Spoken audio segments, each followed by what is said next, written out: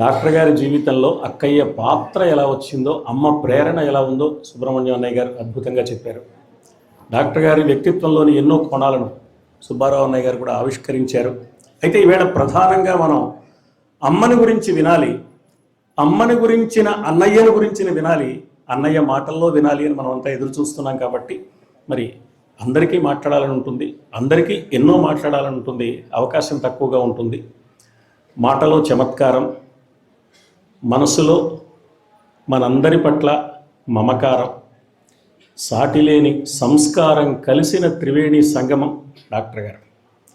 Doctor గారి వైభవానికి అక్కయ్య ప్రధాన బాధ్యత వహిస్తోంది. వాళ్ళ ఇంటికి వెళితే డాక్టర్ గారు ఏమిటి వాకిట్లో కూర్చుంటారు, అక్కయ్యే అన్ని వంటింట్లో నుంచి తీసుకురావాలి. మరి అక్కయ్య కారణంగా డాక్టర్ గారికి ఉత్తమ గృహస్థు అని పేరు లభించింది. కార్యేషు దాసి కరణేషు మంత్రి అంటారు.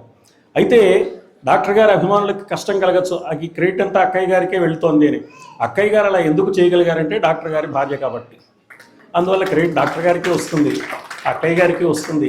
ఈ ఇద్దరికి ఎవరికి క్రెడిట్ వస్తుందనేది నిర్ణయించే శక్తి మనకు లేదు. ఈ ఇద్దరూ మనకు ఆత్మీయులు కావటం అమ్మ మనకిచ్చిన క్రెడిట్ అని నేను భావిస్తున్నాను. ఇంత మంచి దంపతులతో సన్నిహిత సంబంధం ఇచ్చి ఎలా బ్రతకాలో వారిని చూసి నేర్చుకునే అవకాశాన్ని ఇచ్చిన అమ్మకు ధన్యవాదాలు తెలియజేస్తూ, సోదరులు శ్రీ రమేష్ గారు ఒక్క నిమిషమైనా మాట్లాడి తీరాలి అంటున్నారు. ఒక్క నిమిషమే మాట్లాడతారు. రండి రమేష్ గారు. జై హో మాత. నేను అనసూయ అమ్మ ఏసీ రూమ్ ఎదురుగా వరండాలో పడుకొని నిద్రపోతున్నాను.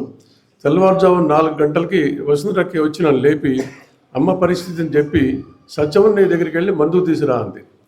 నేను వెంబటే సత్యవన్నయ్య దగ్గరికి వెళ్ళి ఆ చెప్పిన మాట చెప్పి మందు తీసుకొని ఇచ్చాను. ఆ మహాదేవికే వైద్యం చేసిన ధన్వంతరి మహానుభావుడు సత్యవన్నయ్య. జయబాబు. రమేష్ అన్నయ్య గారికి ధన్యవాదాలు.